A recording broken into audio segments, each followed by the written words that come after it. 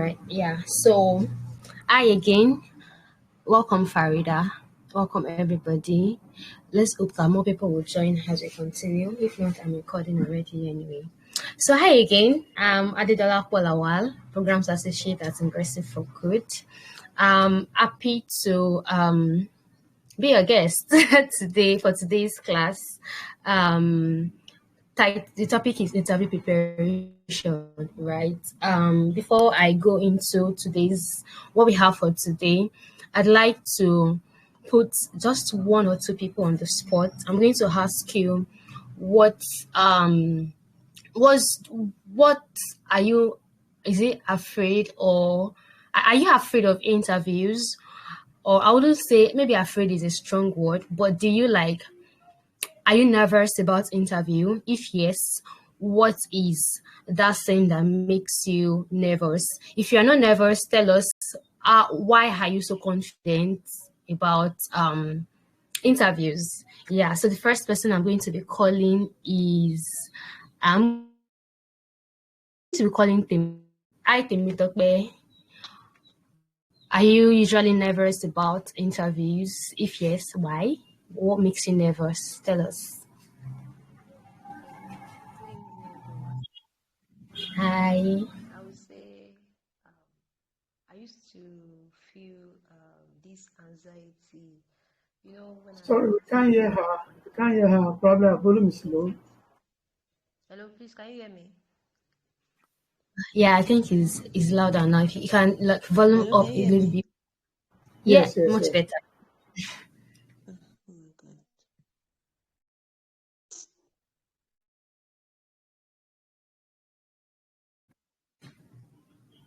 I think but we can hear you. Okay.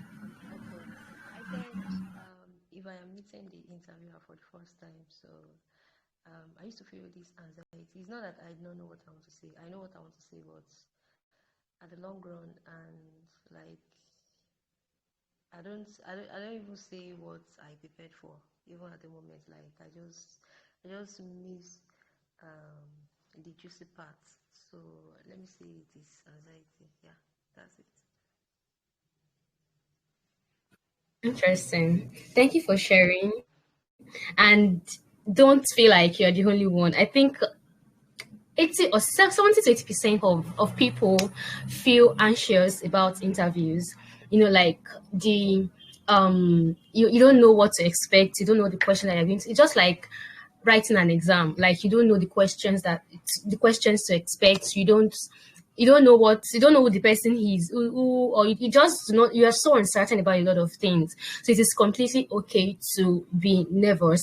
So before I call on the next person, let me call on the next person, then I want to say something to address that. But who should I call? Precious Chiwindu.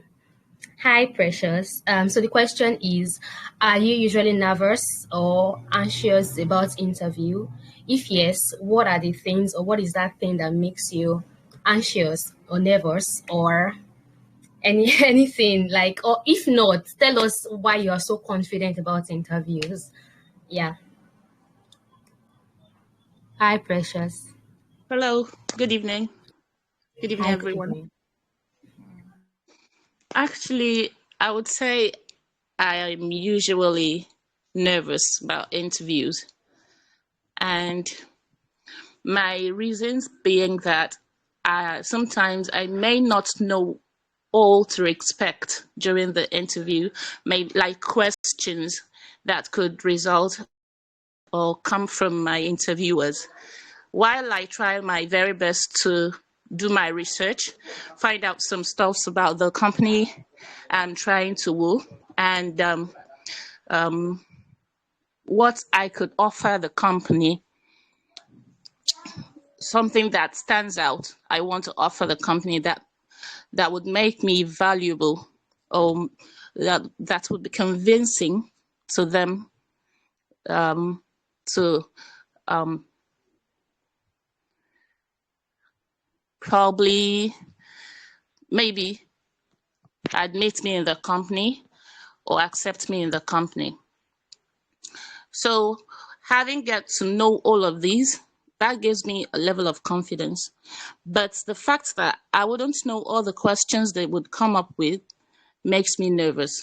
But as the interview goes on, as things unravel, it helps me to be calming down gradually. So that's it. Amazing, amazing. Thank you for touching on the 2 points, like what makes you nervous, and the other thing, what makes you confident. And that was what I was going to touch on earlier. Like just like I said earlier, it's like preparing for an exam. No matter how much you prepare, you are still quite unsure about the questions that would come out. Even if you study past question, you don't know if your lecturer can set new questions that is not in the past questions that you've studied, right? So interviews can be like that sometimes. And that is why it is completely okay to be nervous, to be anxious, to be uncertain about a lot of things. And it's touched on an important point, Precious. You talked about preparing. You said you research about the company, what they do. You can, if you know who would be interviewing you, you can even look up the person up online. Just have a few. There's a way when you read the, although you can't know someone from what they post on social media, but you can know at least their profession, especially if you follow or read a lot about people on LinkedIn. You can know a bit about their professional life, and you can know what to expect and what interests this person, right? Even on people's personal pages, there is something that interests them. Like there's something that they are about on their Instagram page. On LinkedIn, there's something that they love talking about, and all of those things. And yeah, we are going to get to the point where you actually we are moving forward. But thank you, Precious, and Temitope, for even though I put you on the spot, you were still able to answer excellently. Thank you so much. So yeah, yeah. In the email that we sent to you, we highlighted key things that we are going to be discussing today. And the first one is gaining insight into interview dynamics. So understanding interview and understanding what interview is about will give you will prepare you in a way and give you perspective to how to prepare. I don't want you to see interview as an almighty exam or as a like people get really nervous, and I feel like it's not as hard actually. In all honesty, the person that is at the other end of the interview, that is your interviewer or your recruiter, is human. Is first a human being, right? So you're talking to most of them do not. If do you know some of your recruiters don't have the expertise that you have. A recruiter, not a recruiter doesn't. A recruiter can't be a data analyst at the same time be a marketer, at the same time be a software developer, at the same time be a teacher and whatnot. So they are just like they're expecting you to tell them what you can offer, right? So if you look at it on the flip side, I'd like to say the power is in your hands, because it is what you say, how you communicate your expertise, that will determine the response that you get from them, right? Which is why you have to be confident. You have to understand that it's not a very difficult situation. You are not in a very difficult situation. It's just a means to analyze what you said you have on your CV, right? So if you indeed have those things on your CV, you should be confident enough to to communicate them. So you have to find a way to hone your confidence, and one of the ways to do that is, as I said earlier, understand that the person is human, and there is nothing give me a minute.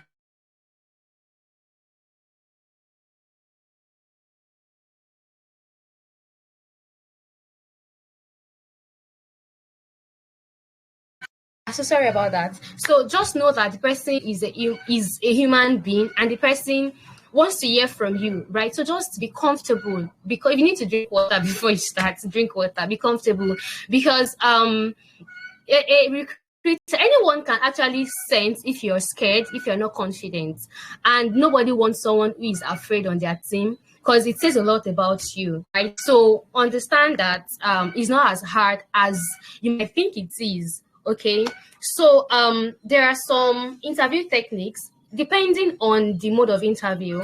It could be physical or virtual, right? So if it is a physical interview, like you have to go to a physical location, right? Please dress well. Very, very important. Dress well, be professional. It's important. Please be professional. Get there in time. These things are basic ethics that you should know. If you foresee that there's going to be traffic, please, if you have to sleep at a friend's place close by, please do so.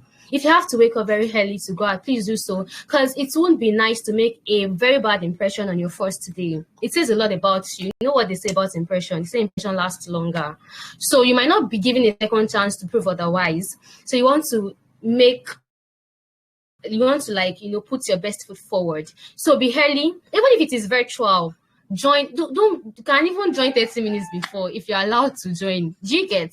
Just be early. Don't, like, it has happened several times. I'll be like, I'm going to join this call 10 minutes too, and then my system just starts hanging, and I'm like, oh god, if I had known, I would have tried to join earlier so that I can fix this if this is going to come up or not. Do you get? So join early, be punctual, dress well. Even if it is a virtual interview, I would advise you to actually dress well and turn on your video. If it's first turn on your video, then you can now, maybe if you are uncomfortable, or maybe it's making your network bandwidth somehow or something, or is affecting your network, then you can now say that, would they mind if you turn off your video because of this and this reason? Just ethics, like they are basically ethics, you understand, that you should follow. And that being said, practice, it is very important. You might you might overlook it, that it's not just to answer questions. When they ask me this, I'll find something to say, maybe because you are an excellent communicator, or because you have answer to questions or anything. Don't assume that you would be fluent when you are asked any question. I used to say, like, it gets easy to introduce yourself when you practice it over time. I have had to practice like introducing myself. When someone asks me, tell me about yourself, I've had to practice how to say it over time, such that I can say it. I can't only say it fluently, I can say it confidently. Because you can't say, you might start to stammer, to stutter, to just fidget for no reason, because you want to put your best foot forward. You want to impress this person. You want them to understand that you're not just a one roadside digital marketer, you're a Meta certified digital associate, right? So you want to show that you are indeed what you say you are. And stammering, stuttering is not so cute. So practice mock interviews. Look up, we are going to do that, which is why I said that it's going to be a lot interactive. So look up possible interview questions for entry-level roles, for maybe you're applying for a social media manager, or you're applying to be for a social media manager role, or for a digital associate role. Whatever roles you're applying, look up possible questions in that regard and try to practice these questions. Using filler words can be, you can use it in a cute way, but when you start using I mean, like, it doesn't show confidence, right? And you're a marketer. Communication is key. So someone, of course, you know what that means. Like, you have to be excellent in that area, right? So yeah, I've said practice mock interview. Embrace non-verbal communication, right? There are some, like, thank God, okay, we are all Africans, yeah. So we know what I feel like in this part of the world, non-verbal communication is even noticeable. That what I'm trying to say is that you can easily misquote what I'm trying to say, right? But for non-verbal communication, you don't have power over what that person means, right? Like, what that person interprets it to be, rather. Do you get? So take note of your body language, eye contact, how you use your professionalism as well, like how you send emails. Those things, like, they say a lot about you. Do you know, like, when we had the CV and cover letter class, I mentioned that it's important that you send a thank you email after, was it then? No, but it's something I'm going to say now. After an interview, or it's important that you send a thank you email. Like that shows. I'll say it's not like it is non-verbal, but in this case, it looks like a non-verbal way of communicating. Do you get? So it shows like some level of professionalism, right? Some people do not know how to communicate professionally. You read some emails and you're like, I mean, like, you don't know me. How can you be talking to me like this? Some people can't even, they don't know how to write well. Do you get? These things go a long way. And for interview sake, right? Because that's what we are doing. If you are, if you like you're in a live interview, either physical or virtual, you want to take note of your body language. Sometimes when your video is not turned on, you can smirk, you can roll your eyes behind your camera, nobody knows. But when your video is turned on, maybe your recruiter asks you one question that you don't know the answer. Don't forget that your camera is on. Don't forget and go and roll your eyes or go and be like, which kind of question is this one like this? Don't even go and try to say it out. In fact, I'm saying this because you'll be at the other end, and I don't know if you've been on a call before, and you're literally hearing, maybe the other person forgot to turn off their mic, and you're just hearing what that person is saying underneath, and you're like wondering, does this person know that his mic is still turned on? So be careful, be professional, be focused. Don't, like you get the gist. And if it's a physical interview, maintain eye contact. Not like you should stare, but when you're asked the question, like be confident. Don't try to cower away. Don't be coward. Do you understand? Yeah. So that being said about non-verbal communication, and prepare for behavioral questions, like questions they might ask you, situation-based question. For example, let me see if they ask a question like, how would you handle a negative online review, or maybe when a customer bash you or complain on social media? How would you handle that? That is to understand your behavior or your personality, right? To know how you'd approach such question. So you want to be careful about how you answer such question. Be as professional as possible. I kind of emphasize this. Like you might think that as a marketer, you're supposed to be friendly, you're supposed to be this and this and this and that. But at the same time, you're still working for a company. And even if it is your personal business, it is still a profession. And you ought to be professional. So the way that you approach such situations should be of utmost professionalism, right? Because at the end of the day, the company is paying you, and they are not paying you to just do anyhow with their account or with their page or with their customers. Do you understand? So even if it is like maybe a customer, and they say you've gone on post on people's Instagram and you check, maybe the person might even post something harmless, but then you check the comment section and you be like, this is World War 3 or World War, what's going on here? And then the owner of the account responds amicably, like not like responding in an aggressive manner. And you're like, if I'm the one, this person can't even try this thing with me. You get? So you don't want to be that person that will say, this person cannot try this thing with me or me, okay, I'll give the person back to back. No, because that's not professional. It doesn't mean that you will not like, I'm sorry. Like, again, you will not only say that, I'll tell the person that we are sorry. How would you address that mistake? Yes, you are sorry, but how would you address? So you have to there's this approach called STAR. Like, I think you address the situation.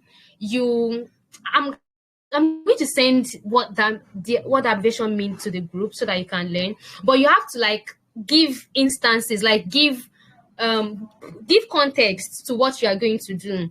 Are you going to like reassure the customer that you are going to do better? Or are you going to give the customer discount code next time they patronize? Are you going to refund? Are you going to do this and this? In a case where there is a no refund policy, how would you address this? What would you do? Would you take it upon yourself and pay, or like whatever you're going to do, depending on the kind of question that is asked? Do you understand? So you have to know how to answer behavioral question.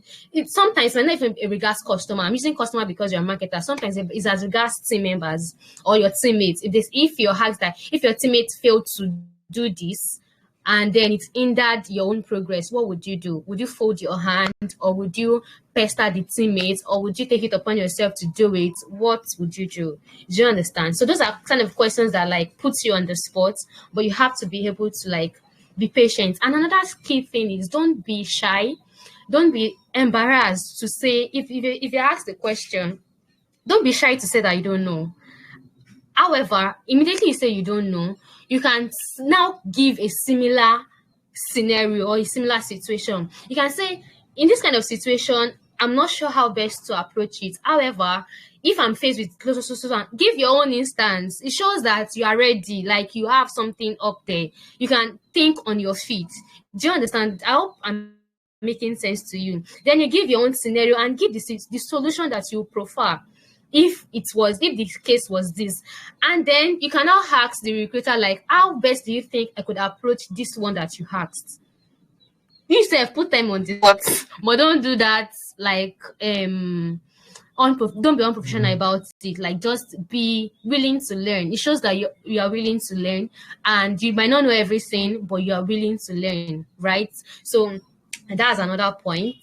And yeah, know your tools, prepare. I can't overemphasize it. It's just like, again, it's just like an exam. You have to prepare. That is why, we said earlier, even when we had the personal branding class, Blessing mentioned it severally, like, do not lie. Do not tell people what you are not. Don't lie on your CV. Don't say what you cannot do. Don't put it on your CV. Do you understand? Right? So that when you are asked questions, you can defend yourself. You can answer. Don't say you can. What would I even think?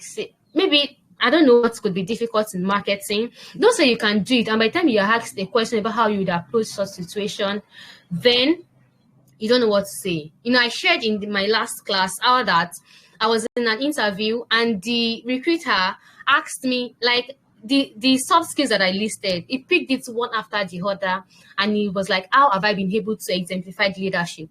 How have I been able to exemplify what was even in my soft skills again?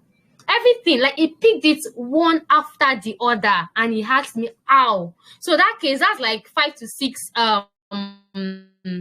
situation-based question, and I have to like I just have to answer. I just have to answer, and I have to answer excellently, because it's importance that makes excellence. You get, and I hope it's importance that I hope excellence is as important to you as well. Also, that's why you have to prepare. Someone might just pick a line in your CV, like, you said you did this, and which resulted to this and this. How did you go about it? Then you have to answer. Do you understand? So, before we move to the interactive part, I want to ask if any of you have any question.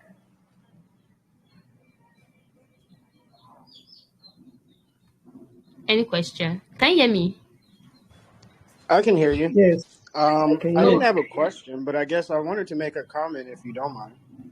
Yes, please. Hi, Sean. Hi, everyone. Yes, Sean. Sean is the co-founder at Ingressive for Good. So you guys should be jubilating that you have Sean on the call.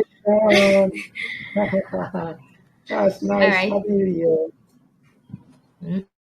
Hello. All right, Sean, go ahead. Okay.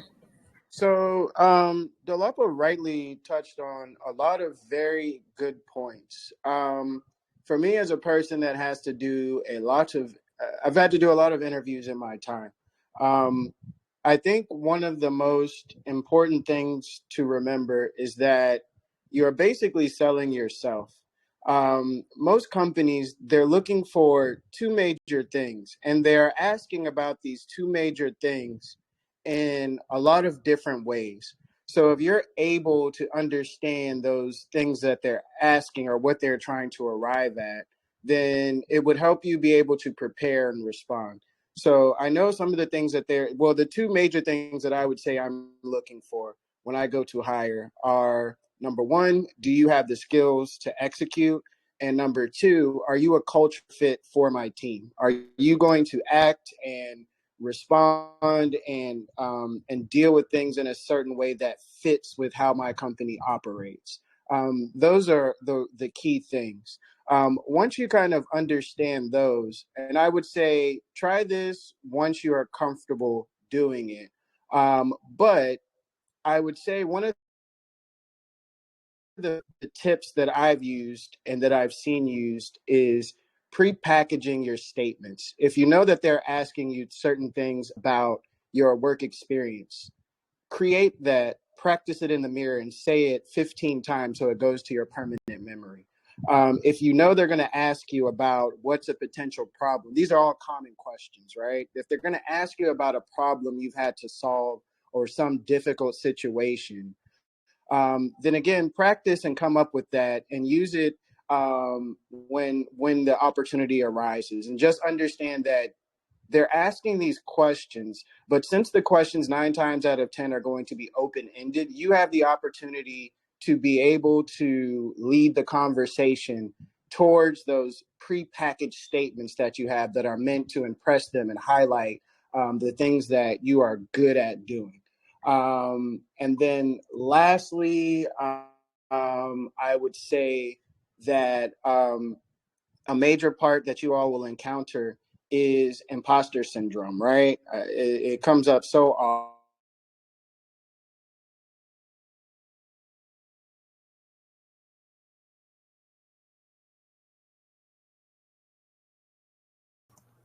Hello?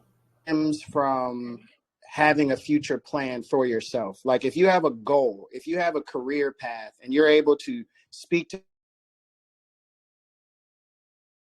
that career with the company that you talk to, that gives you a little bit better insight. They understand that you're going to be working independently and being independently motivated because you're working on a path that you already have, and being able to talk about that path and be able to talk about what you want to accomplish and the things that you want to do, and again how it aligns with the company that you want to work with, is basically it's almost like professional dating.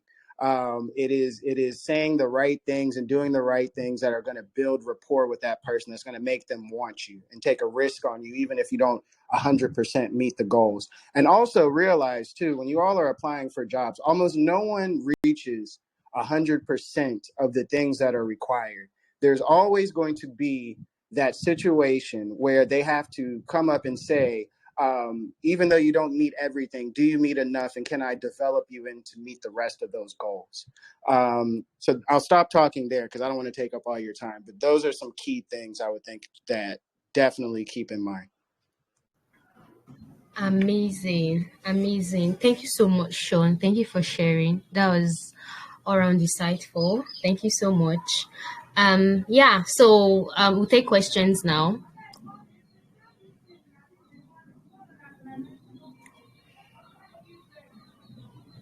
If you have any question, please ask.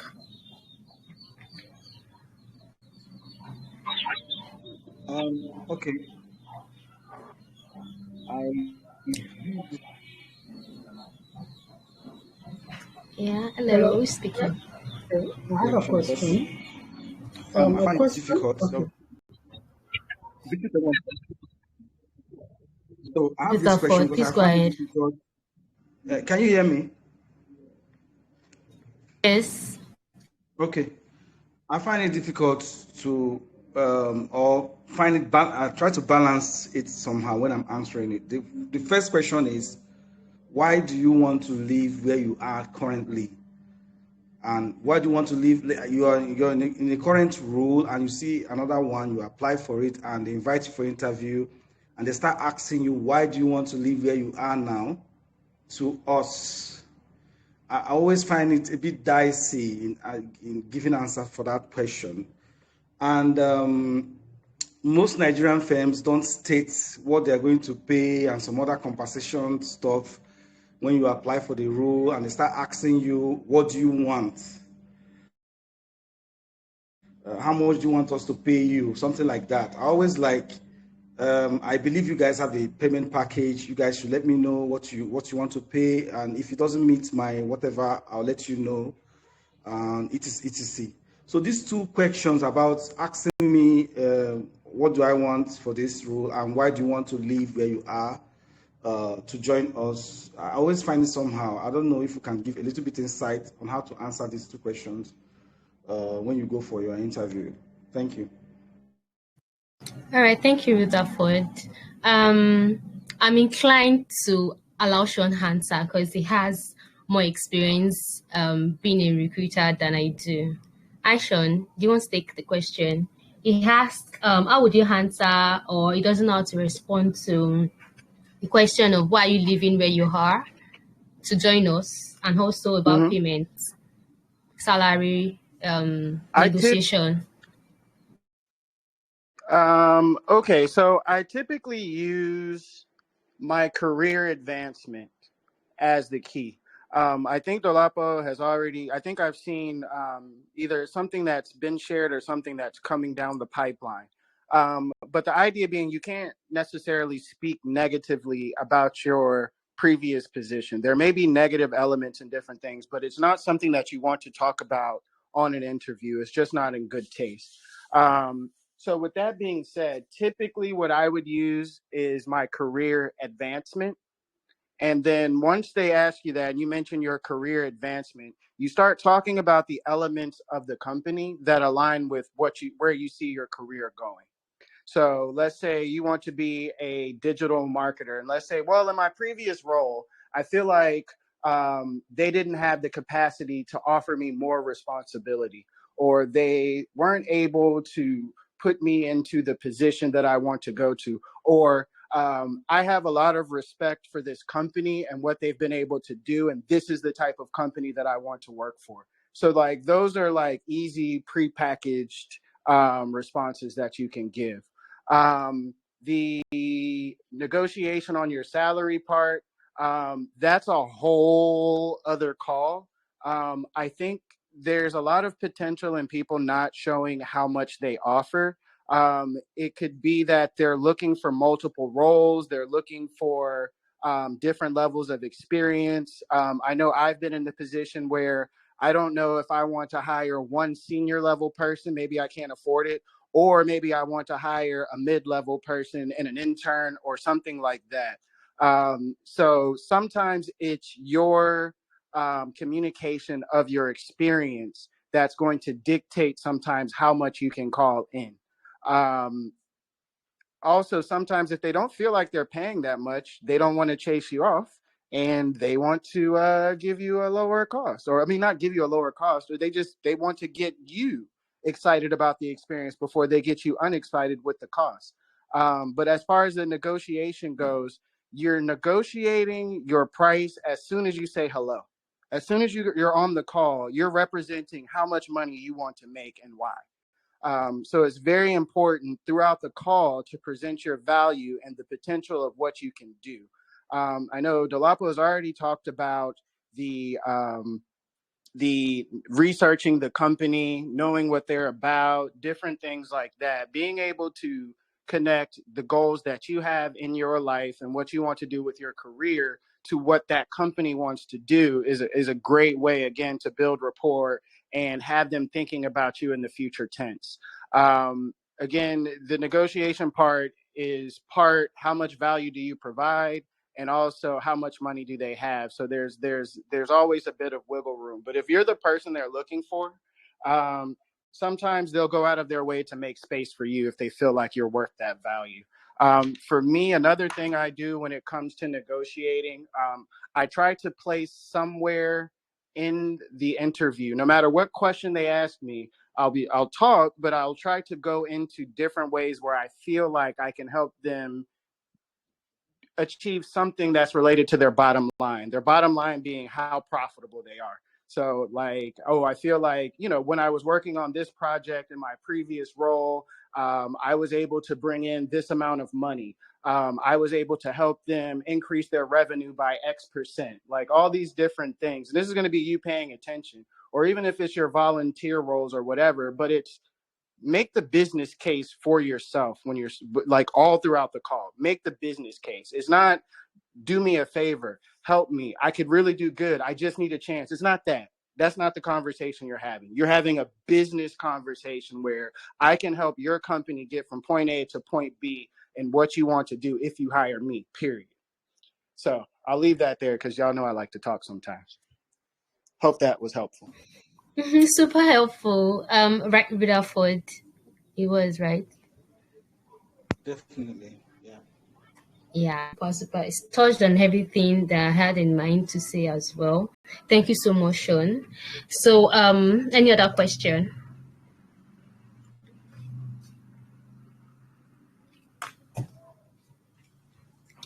Okay. If there are no questions, I'd like to just like we'll run through some mock interview questions. I'm going to put some of you on the spot to answer, and then we'll give feedback about how that can be better or if that was done well. Do you get? So the first person I'll be putting on the spot is Oluwatosin. So Oluwatosin, I'm going to ask you like that's like the very first question that you'd be asked. Tell me about yourself. Aitosin, Oluwatosin, Faludi. Faludi. Hello, Yeah. Hi. hello. My name is Oluwatosin Falode. I'm a Meta certified digital marketing professional, and I've been an affiliate marketer for a while since the year 2022, and it's been a great time. And it's been a great time at the I4G boot camp where I've learned to do some other things that would help me to enhance my social media marketing knowledge.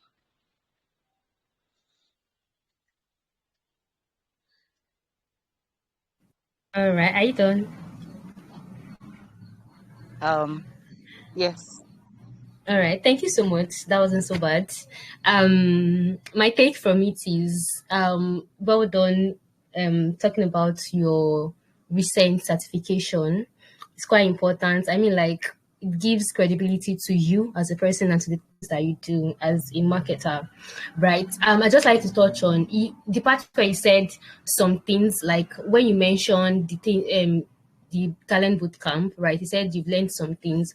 Would be nice to add one or two things. You can say where you learned about soft skills. You can even give depending on how like some recruiter might tell you like summarize or give a brief, and some recruiter would be very interested and just allow you, right? So you could give like a scenario, like you didn't know that this and this and this, but during the boot camp you learned how to better do this and this and this, and you also learned blah blah blah blah blah. So instead of saying some things, it would be nice to add one or two things that some things are. I hope that makes sense. all right. Thank you so much. I appreciate it. All right, interesting. I'm going to pick on Jude to answer my next question. Jude, what marketing tools can you use, and how have you been able to leverage these tools as a marketer? Hello, good evening, development. Thank you. Okay. Some of the marketing tools I used are MailChimp. I use MailChimp to organize my emails, cold emails, or warm emails, I can call it, to clients. And also, I use Google Analytics to analyze some of my clients' social media handles.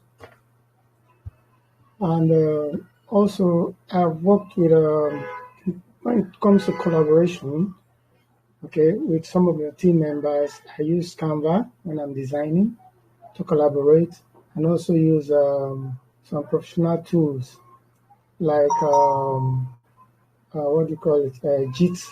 As I do use JIT too in my other skills. So that's mostly what I do. I used. Thank you. All right, thank you so much, Jude. That wasn't so bad as well. I feel like you guys prepared already. However, what I would like to add is that as much as you mention these tools and what how you use them, would be nice to also add like Sean mentioned how that you are literally selling yourself, and most persons are open ended, so they want to hear more. So you can add figures, give statistics to how, like you said, you use MailChimp to send newsletters to write, right?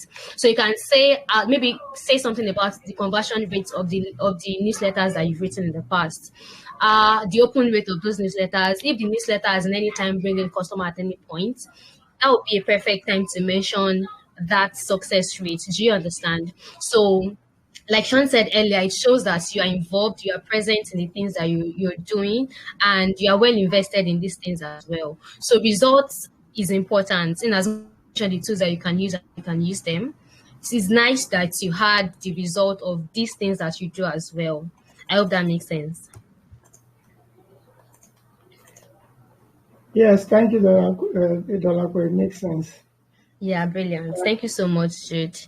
The next person I'll be putting on the spot is on Texas. Sorry, I don't know if that's your real name. I don't think so, but that's the name I'm saying. I want to ask you a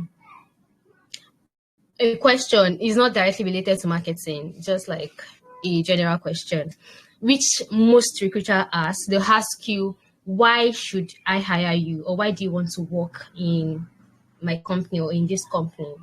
How would you answer?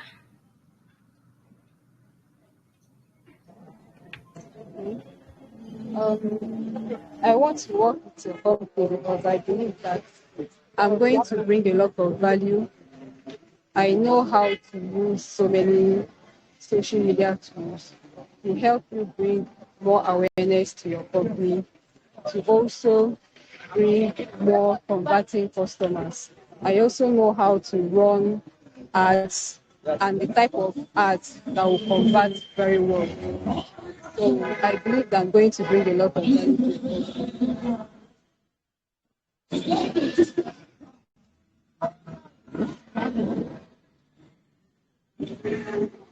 Did you hear me? Yeah, I heard you. Are you still speaking? I thought you were still No. speaking. All right. Thank you. All right, thank you. A lot of background noise, I think I heard her. So thank you so much. That wasn't so bad as well. However, that was brief. I presume it's because I don't think you're in a place where you can speak for long. But if you, I'd like you to, you said you want to do this and this and this for them. Like Sean said earlier as well, it is important that you've researched about the company. As a marketer, you've gone on social media platforms. I'm not asking you, you can even I'm asking you to be an FBI. Go and look at what is wrong or what is not done. That reminds me, someone told me like he was in an interview and he was asked to go and during one of the stages of the interview, he was asked to go to their website and go and look at what is wrong in their contact section. And it takes like, I don't know if that's related to marketing. I don't know. I don't really know what the role he was applying for, but that was the question he was asked. So it takes sorry. That's web development. Okay. Content Oh yeah. development. Yeah. Thank you so much, Jude. Thank you so much. So you might be asked not similar, but that kind of question. So I'm asking you to be an FBI, go and remage their social media platforms, like turn it upside down in your head and look at what can be done better. If it happens that there is nothing that is wrong, now you can say that this and this can be done better, and you are able to do this for them. If you have before, tell them how you've been able to do something similar and how you are confident that you are able to, to bring the same success or growth to their social media platform or to their customers or all of those things. Do you understand? So mention something about their company, because one thing I found out as well is that in as much as a recruiter is interested in things that you have done in the past or whatnot, they are more interested in their company. They're more interested in how you can provide value to them. What can you do for them? Are you really the person that they need? So they are trying to understand that. So to understand if you are really, really their best fit candidates. So you want to be sure that you are pointing everything back to them. Like in addition to what Sean said earlier about, when Rutherford asks, when you say that you are leaving a company, why are you leaving, all of those things? like Sean said earlier, best way to answer that is career advancement. Don't talk more about the past company. Talk about why you are interested in this one company, what you see that they are offering, and how you feel like this thing is really what you need right now. Talk about them, gas them up, let them know that you are very much invested in them and you're not sulking or whatever your past job, or you're not desperate for a new job. So that's by the way. But I hope that makes sense to on Texas. I hope you learned something there. So I'm going to ask um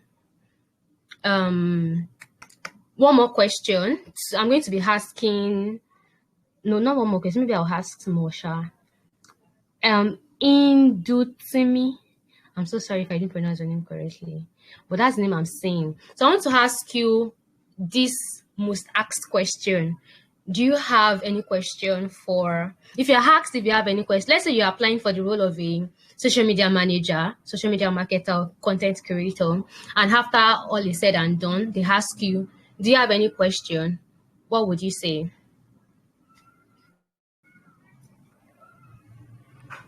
Indutimi.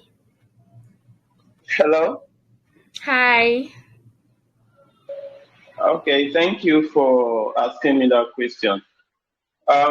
First of all, what I would say is the questions I would ask back is number one, what are the goals as the vision for the company? Number two, what exactly am I going to be doing when I'm employed in this role? Number three, Okay. are there career advancement opportunities? That's all I have. Brilliant. Brilliant. You know what? I was at the back of my mind, I was just praying, I hope you don't say you don't have any question. Because that's like that's like a okay, sorry about that. That's like a big blow, or like it's just not it doesn't eat. Like it doesn't eat. I don't know if you get what I mean. Just like when you are asked, like, do you have any questions? I say no, nothing. It kind of shows timidity, sort of. So never say you don't have any question. Like while researching about the company, while researching about the role or whatnot, you cannot say you don't have any one question. At least one. Even if you don't have anything, ask about that recruiter. Ask how you did. Like ask that is like, or even ask when should I expect to hear from you. If you feel like you are too shy, you are too, just make sure you ask something. And in Dutsimi, you asked brilliant questions, really, really brilliant questions that are very, very important. And another thing I'm going to say is that don't ask questions that you feel like that they would feel like you should have answer to these questions if you had actually researched about it. Do you understand? Like saying what is the mission of the company, or how many team members are in the company, or saying, things that you can easily see on their websites. Do you understand? So don't ask questions like that. So ask questions that are related to the job role. Like examples are what Indutimi as hacks. Do you understand? Is there career advancement opportunity? Like what's the, you can even ask this one that I see, like you can even ask is that, is this a new role? Or say, what are your expectations for your potential candidates? If the person answer, ask the person, did you think I fit into that category? So that it takes confidence, I know, but I think you can ask. You can ask rather. And when they do, you already know your score at the end of the interview. And that's just by the side. But ask questions. That's what I'm just trying to emphasize. And yeah, so I think that's about it on the mock interview preparation. There are a lot of questions. Like I said earlier, go online, search for similar questions that are related to, more questions that are related to the job that you are applying for, to that job role. You see lots and you can prepare. Have answers, memorize them, like not like memorize, not cram them, don't cram, because you know what cramming can do now. So don't cram, just know what the potential answer to this kind of questions would be like. Do you understand? So, are there any other questions before we wrap up? Any other question? Yes, I have a question. Okay. Although when Sean was talking about three things he as a recruiter will ask and trying to explain them, he made mention of the imposter syndrome. I didn't quite get what he said when he started, so I don't know if that can be revisited because there was silence some within some seconds or a minute or so. So if that All can right. be reviewed, imposter syndrome. Thank All you. right. Thank you, Jude. Sean is still on the call. Hi, Sean. Would like you to Hello. touch on. Hi. Okay, so I can't remember the actual specific statement, but the idea behind what I was trying to get at is a lot of times you will feel imposter syndrome when you have failed to invest in yourself and when you have failed to move towards what your vision is for your professional career. That is a lot of ways what starts your imposter syndrome and gives you that feeling that you are not enough, because deep down a lot of times you're not doing all you can do to move in the direction that you want to move in, right? So I get confidence when, even if I don't know something, I've invested time in trying it out and trying my hands with it. I can have that conversation with somebody. And again, just like Dolapa mentioned, um, the person that's hiring you or the person that's interviewing you is probably in HR, which means they may not know a lot about digital marketing and different things like that. So you will have the opportunity when you start talking about the ways that you've practiced, the ways that you've upskilled yourself, the certain things that you've worked on. You will be talking above to a degree what they may even understand, and you may be able to impress them to a certain degree. But again, being able to be that fluent, being able to have that conversation about self and what you bring to the table is in many ways, and I think you guys just don't know how much, but it's in many ways directly connected to, again, you having a goal for your future, for your professional career, and you investing in yourself. When you know you're doing those things and you have that plan, you automatically become more confident if you are working towards success in those two areas. So hopefully that wasn't too long. And then just to touch on the last part with questions, the questions are an amazing way to get the other person talking and, again, build rapport. I think she's already mentioned a few questions, but just keep in mind that there are the questions that you may have that you actually want to know, which are good, but also leave space to get the person that you're interviewing talking. Get them talking and having a conversation with you. Get them talking about their life, get them talking about anything, but that the goal is basically that people remember how you make them feel. People remember when you start building basically the what feels like the frameworks of a relationship.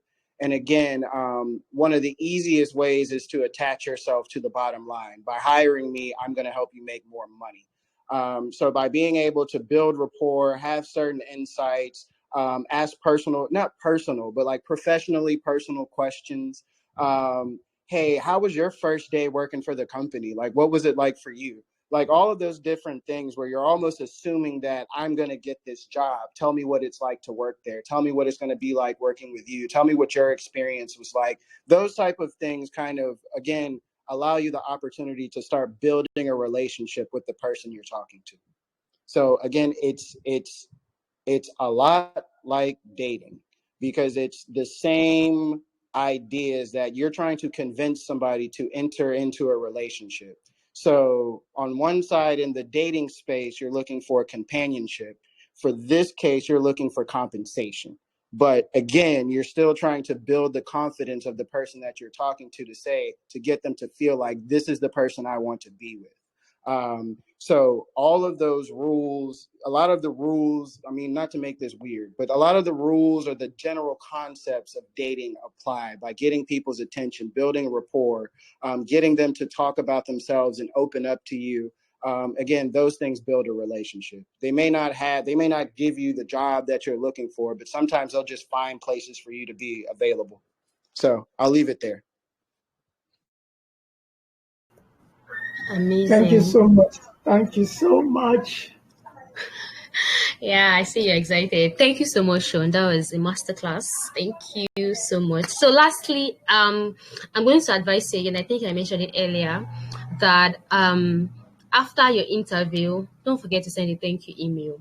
Don't just like Sean said, you're trying to like people will remember how you make them feel. And you're trying to put your best foot forward. You're trying to put yourself in the recruiter, trying to like make them remember you. Not don't do it annoyingly, right? But send a thank you email, make it very concise.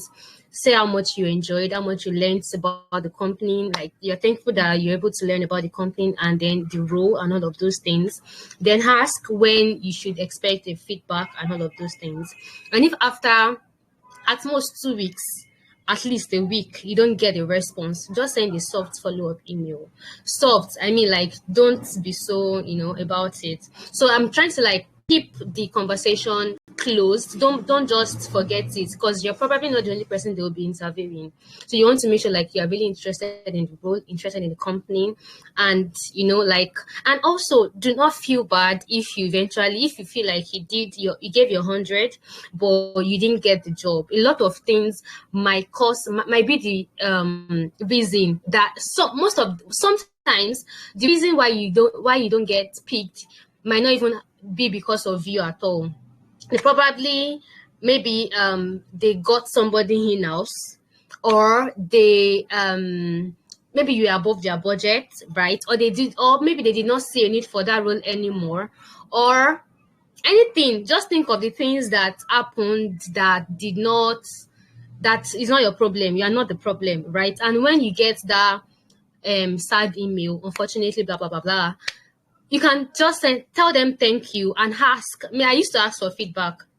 Like, how did I do? Is there anything I can improve on? Would you can just like you're working on your interviewing skills and all of those things. Is there anything that they would recommend that you do to be better, or how did you do? Just ask for feedback. Just keep the conversation, and I'm very sure that if you do that, if you do that, right, if there is another open role, it's possible that they revisit you or they send you an email like they have this open role. If you're interested, apply. Do you understand? So just be, I wish you all the best. I really do wish you all the best. And we are rooting for you at Ingressive for good. So bad, so bad. We're rooting for you. And we really hope that you get jobs and you come back to share your success story with us. So, yeah, that'll be all for today. Thank you so much for joining. Thank you, everyone. Do have an amazing evening. Bye-bye. Bye. Thank you, Adedolapo. Thank you so much, Mr. Sean. Much. Thank you, my peers. No worries at all. Thank you all for joining. Bye, everybody. Bye, Bye. Sean. Thank you. Bye, everyone. Bye. Bye bye. Bye, guys.